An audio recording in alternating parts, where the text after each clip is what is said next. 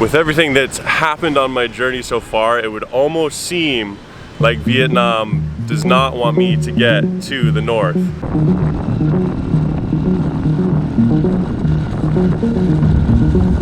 Yesterday was absolutely wild. We escaped the typhoon, finally got off the island. A typhoon Noru is picking up strength after leaving the Philippines. It's now churning across the warm waters of the South China Sea and forecast to make landfall in Vietnam on Wednesday. The country's central coast, including Da Nang, will take a direct hit. We made it through a ferry, and then almost immediately, 1 hour into our journey, we got a flat tire. We got a flat tire.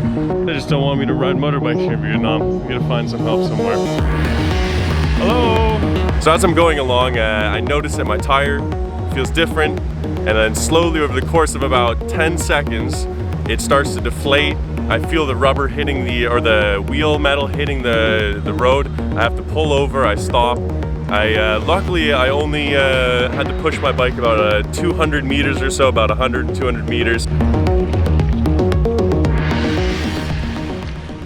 Really good guy, ended up helping me fix it. It was about $4 to get the tube changed.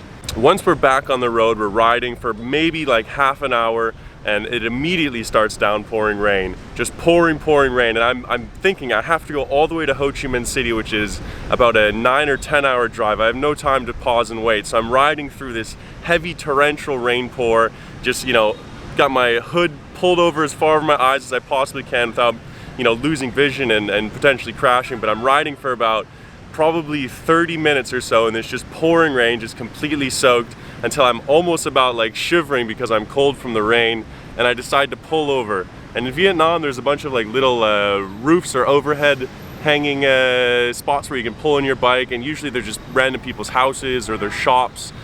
This, I pulled into a random person's house, and he was so kind. You know, I pulled in and he immediately waves me in, says, come get some tea. We drank some tea together. We had a little bit of food.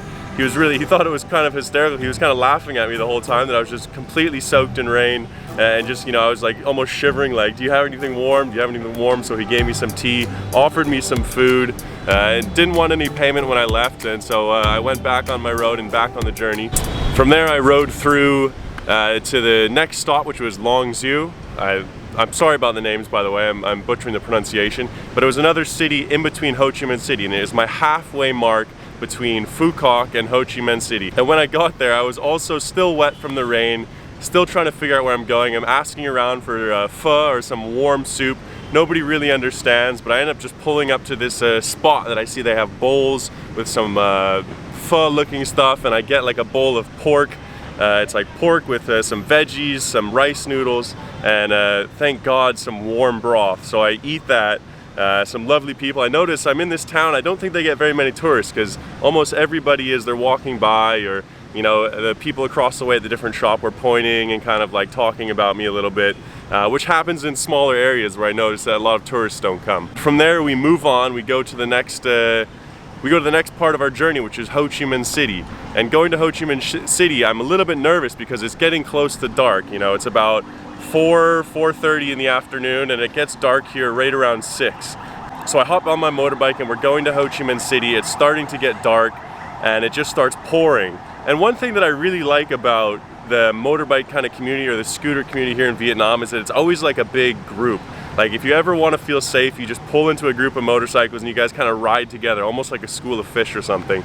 But it starts to like pour out of nowhere, and so a big group of us all kind of pull under this bridge. So we're underneath the highway, under this bridge, and we're just kind of sitting there as it's pouring rain on either side, you know, trying to chat a little bit, but they don't speak English, I don't speak Vietnamese, but you can tell that they're just building some camaraderie-ship. There were some younger guys that spoke a little bit of English that I was chatting with a bit. You know, they offered me a cigarette, and I was like, if one more thing breaks on my motorbike on this trip, maybe I'll start having to smoke, but obviously didn't do it that time.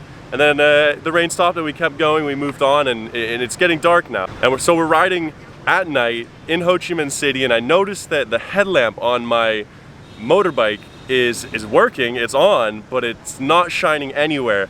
So anytime there's no cars or no headlamps, I literally can't see the road in front of me.